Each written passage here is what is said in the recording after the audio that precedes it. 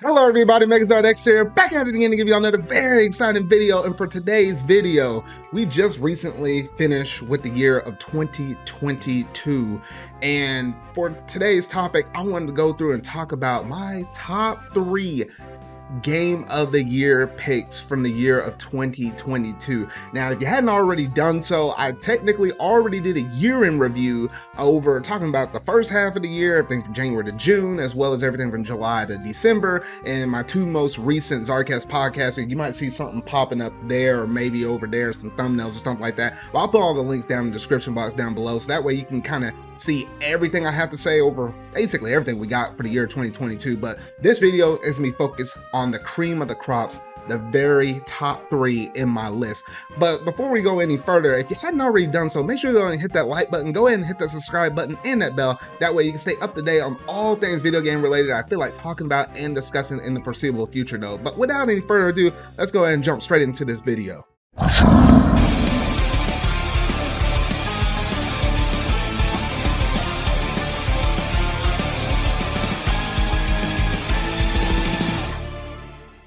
Now, before I get into my top 3 picks, I do have to give a couple of honorable mentions because if I were to stretch it out into a top 5 or a top 10, these would easily be already up in it though. But I do want to give some nods and some props to a couple of games, one of them being Live Alive. It was a game that was like an RPG game where it was like a nice, simple, bite-sized experience where you got to play with different people from different times and eras. You had everything from the prehistoric age all the way up leading up to the distant future and every time zone almost in between it, where you get to play with these certain cast of characters. While yes, some of the stories felt like a traditional RPG where you just kind of growing through, leveling up, grinding, other ones kind of had a completely different twist, such as like the Wild West, where it didn't have any sort of kind of like concrete gameplay at all until you got to the boss of that area though.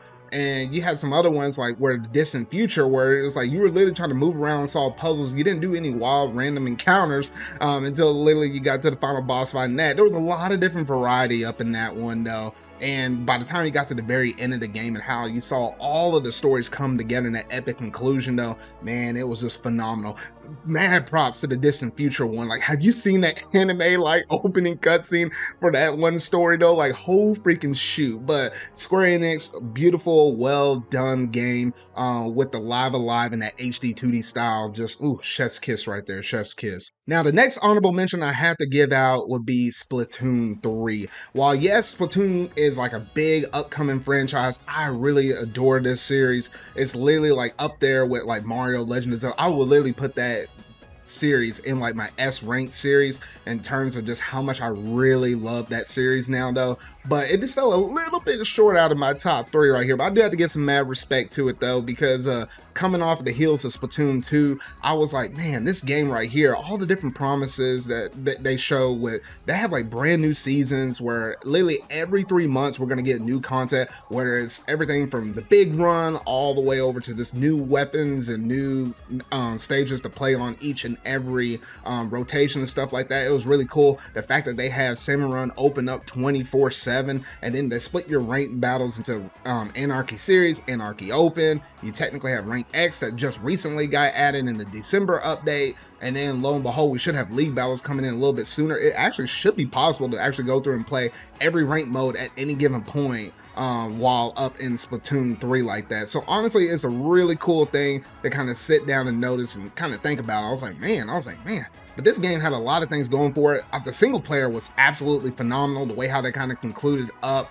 that whole story arc that they have between the Splatoon 1, 2, and 3 campaigns. And man, that final boss fight though, I was like, I really did like that thing. Gosh dang though. But yeah, so honestly, I just had to put some street cred over there to Splatoon 3. One of my most favorite shooters ever, really. It's like one of the few only things I play outside of it and maybe Doom and a little bit of Call of Duty Zombies though. But yeah, one of my favorite shooters out there of all time.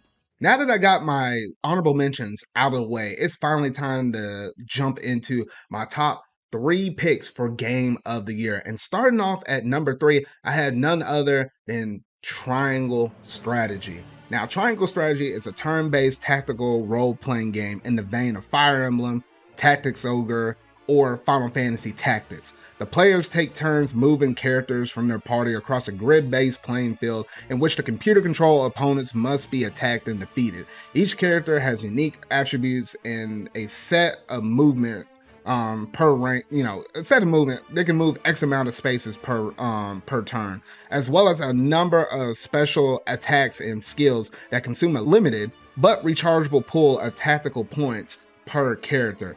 During the course of the campaign, leveling up characters by using them in battle will increase these attributes and unlock new special attacks and skills. And players can also upgrade individual attributes and their character's class to make them more effective in combat. Along with starting characters, a number of additional characters are recruited into the player's party during the course of the campaign. If a character in the party's campaign is defeated in combat and they're basically removed from battle, and thankfully there is no permadeath up in this game though. So honestly, that's just like a little fundamental stuff about the game though. But triangle strategy, at least for me, while I was going through and playing through there, I like to be the king of my own destiny. When I go through and play through games, yes, it is okay for, game developers to be able to establish a certain select way of you going through the story and navigating and whatnot though. But the one thing I do like about with open world games, or the principle from it, is the fact that you're able to make your own decisions. And when you do that within strategy games, I feel like that is absolutely crucial. The way how you do this, and even by extension with like Fire Emblem Three Houses, how you're able to kind of go about and make certain pivotal decisions that affect your story, it's like amplified up here in Triangle Strategy, because there's literally multiple times throughout the course of this game where you get to go through and literally the choices that you determine will literally determine how the story plays out. And literally this game has like three different normal endings and also a true ending or a golden ending, depending on the choices that you make throughout the game. Most people aren't going to naturally get that golden ending right off the bat. It might take a couple of playthroughs though. But that's the one thing I also like about this game, is the replayability up in this game. Because you had different endings, it incentivizes you to kind of go through it and play through the game again. Even when you do that with your New Game Plus, you actually be able to get the carryover. Your cast of characters that you recruited through in your first run will flow over into your second, third, or even fourth runs of the game though. So yeah, so honestly, that was really nice to be able to go through there and experience it. Literally, the first time I played through it, I got Frederica's ending though. So if you happen to know exactly what happens in that one, oh shoot, my jaw was dropped when I was going through and playing through that though. But yeah, and then this is like one of the few games where I actually felt incentivized to go through it and actually do a New Game Plus right after beating the game. I usually don't ever go back and go through the whole entire game of something I just recently played all over again for a New Game Plus. This was that one exception. And when I knew I did this, and I think at the end of the day, I wound up docking a little over like 70 or 80 hours up in the, I think it was like 70-ish hours up in the game. I was like, you know what, this has to be game of the year, because I just felt like I needed to know what that golden ending though was. But honestly, this game was freaking phenomenal. If you hadn't already done so, go out there and play it. It's a phenomenal strategy game, another HD 2D game in the same similar avenue as Live Alive. Great work done by Square Enix, and oh shoot, man, I want more HD 2D stuff like this. Just give it to me, Square Enix, just give it to me. Now, second on the list, I have none other than Pokemon Legends Arceus. Now, some of y'all might be thinking, why in the world did you choose Legend Arceus over Pokemon Scarlet and Violet? I would have to say it is definitely by far that newness factor up in this game. Now, the player character is transported back in time to the Hisui region by Arceus, who bestows upon them a device called the Arc Phone, and the task is to seek out all Pokemon. Upon walking up, the players meet Professor Lavinin, a Pokemon professor working for the Galaxy Expedition team, who tells the player that they fell out of the mysterious space-time rift up in the sky above Mount Coronet. After helping Lavington catch his 3 runaway starter Pokemon, which, the fact that you had the option of choosing Cyndaquil, Oshawott, or Rowlet, that was actually pretty interesting. The fact that they were able to choose different starters from all different regions though. But yeah, so after you help capture the runaway starter Pokemon, you're escorted back to Jubilee Village, where you meet Akari or Ray. For me, it was Akari because it's literally the opposite gender of whoever you choose as your main protagonist, the professor's assistant, and a member of the Galaxy Team Survey Corps. Since the player has no home, the Survey Corps captain, Siling, accepts Professor Laventon's request to let them join the organization, offering them a place to stay and food in exchange for working for them if they pass the trial set up for them. And literally, literally, if you did not pass that trial at the very beginning, you literally were going to be left out for dead. They would have thrown you out in the wild with all those other Pokemon, like they're savages. They would have been out for blood. You seen this game, the Pokemon actually go out and attack you, though. Let that sink up in there, though. They were going to leave you out there into the wild, though. In order to help pass the trial, Leventon gives the player one of the starter Pokemon they caught earlier. After passing the trial and catching a Bidoof, Starly, and Shinx, the player is formally accepted in the Survey Corps and given the mission of completing the Pokedex. Now, that's basically, the foundation of that game, and, the rest of the story is set out for you to actually explore this. It's almost open world, but it's technically considered like an open area.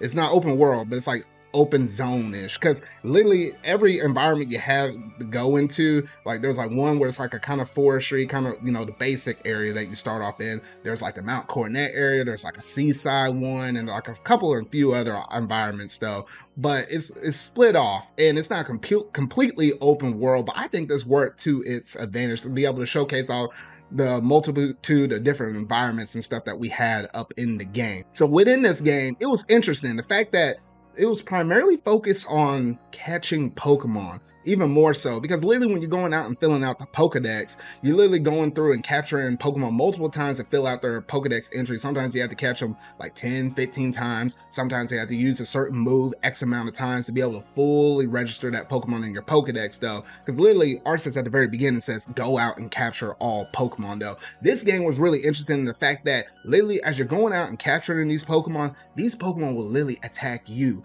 Literally, you will faint in some previous old Pokemon battles just via, you might be using the Starly and you fight a Shinx, and the Shinx hits you with a move like Spark, and then you die. That causes you to faint blackout. No, not in this game. Not in this game. Because literally, the Pokemon can attack you. Once you take so much damage, you faint and you black out. Like, there's actually stakes up into playing in this game. And I think that's that newness, wildness factor that I think hit me a little harder in Pokemon Legends Arceus in comparison to what we had within Pokemon Scarlet and Violet. While yes, Scarlet and Violet is technically open world, truly, I just think the newness factor for Legends Arceus hit me a little bit harder, though. And then the fact that you had the agile and strong style moves, to where if you use the agile one, you can hit multiple times over and over and over, as comparison to the strong style, where it's like you might take a hit to your speed, but you hit a little harder. It adds a little bit of, strategy in terms of how you go about with these battles. And you ain't gonna be sweeping nobody that you either fight in the game or some wild Pokemon, because you literally will go back and forth, going through and fighting these different Pokemon and stuff like that. This game is meant to kind of test your knowledge of how well you can basically do type advantages, apply the agile and strong forms and whatnot, though. Yeah, it's a lot to unpack. But then the other thing I wanted to say, and probably one of the last things, is the story. The story itself, the fact that this is literally based upon the lore of Diamond and Pearl, but you're basing it around Arceus, literally all the way in the series past, and going through this old region where literally, Pokeballs were barely a thing. You were just barely catching Pokemon. The fact that Pokemon were actually a threat to you in terms of like actual harm and danger, people actually feared Pokemon. You can kind of get that feeling around the Jubilee town. It was an interesting concept, though, and I won't spoil anything, though. But if you happen to get all the way to the end game, I'm talking about the end game, like literally on your way to almost capturing every single Pokemon within the post game, whatnot, though, the events that happen all the way up there, which explains why you're even here in the first place, summoned into this world. Oh shoot, and that theme and that final boss, and the fact that it was split up into multiple phases, I was like, what the actual freak? But I won't show any footage or nothing like that of that final boss. I'll leave that up to you, though. But oh my gosh, that was freaking amazing, though. And thankfully, if it weren't for this game coming out, and we literally had Brilliant Diamond and Shining Pearl coming out before this, Oh my gosh, that would have left a bad sour taste because Brilliant Diamond Shining Pearl, those remakes, it just wasn't doing it for me. But Legends Arceus, that, oh man, this thing redeemed my Gen 4 remakes. I consider this one as my Gen 4 remake though. But yeah, that was my number 2 pick of the year. Last and certainly not least, my number 1 overall pick for game of the year, and that being Xenoblade Chronicles 3. Now, this game right here, oh shoot. Set after the events of Xenoblade Chronicles and Xenoblade Chronicles 2, Xenoblade Chronicles 3 takes place in the world of Ionius, where the mechanically proficient nation of Kevis and the ether-oriented nation of Agnes are at constant war with one another. The world is divided into colonies, each with their own giant metal mech called a Pharaonis, which trap the life form of fallen enemy soldiers in a flame claw. The wars are fought in engineered soldiers with artificially limited lifespan of 10 years. Yes, that is correct, 10 years. As they fight to fulfill their colony's flame clocks in hopes of receiving a homecoming ceremony at the end of their term, among both forces are Offseers, soldiers who play special flutes in rituals to send off the dead, functioning as a sort of a funeral. The game features 6 main characters, including 2 protagonists, Noah, a Kevisi Offseer, accompanied by his friends Lance and Uni, along with Mio, an Agnian Offseer, accompanied by her fellow servicemen Tyon and Senna. And that's the basic core principle of this whole entire game. Now, while yes, that little summary right there might be a drop in the bucket, Xenoblade Chronicles 3 for me, man, this was some kind of game. And if you want to know my absolute full-blown thoughts on this thing, I literally made a Xenoblade Chronicles 3 big fat review discussion. You might see it pop up right here. I'll put the link down in the description box below for that one though.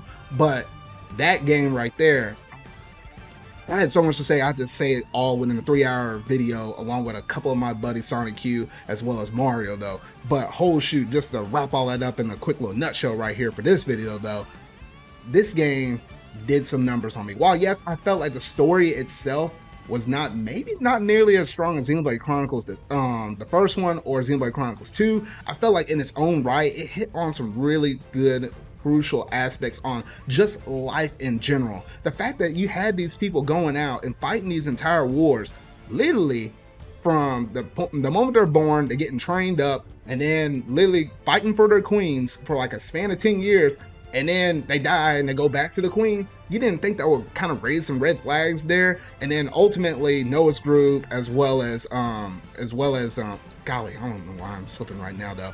Noah's group along with Mio's group, when they interacted with each other and they met on that fateful day and they crossed blades, literally it was at that moment, thankfully they met a certain somebody that kind of opened their eyes and said, hey, there's a bigger picture going on. Why in the world are we always constantly in war? And me, I'm just over here as like a third party outside looking in, like, why are y'all fighting? And it was from that moment on where they kind of teamed up and they were fighting all of the different Mobiuses that are out there. And I was like, man, it just hit me in some aspects of the game. The fact that also that, like, I was pretty intrigued on knowing a bit more about the story in this game. The fact that I actually went through it and did a lot of the hero quests, which are technically optional, but it felt so true to what the actual main game was.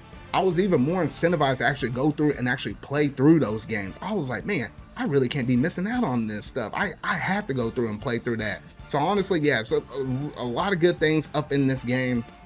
And I can keep going on and raving about it though. I also got to mention about this one thing right here though. I got to talk about that music though. Cause that music though, oh freaking shoot, man. That was absolutely crazy for some of their stuff. And there was some music out there where I was looking at this and I was like, you know what? I was like, things are about to get real. And speaking of things about to get real, there was one moment where I heard this one track and I was like, oh golly. Like I gotta listen to this again here real quick, y'all. Cause I just gotta listen to it. When I heard this thing play down, I knew things were about to get real because, oh shoot.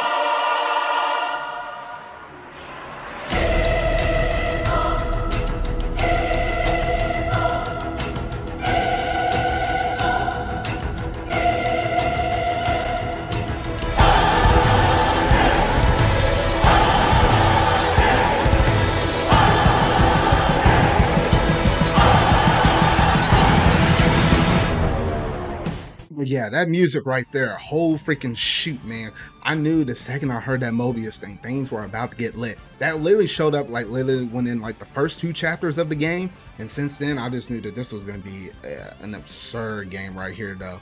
It's kind of hard to wrap all of this stuff up in a nutshell, though, but you can watch that discussion where I just unpack the whole game. It's like a spoiler review or whatnot, though. But yeah, so you can look at that one as well.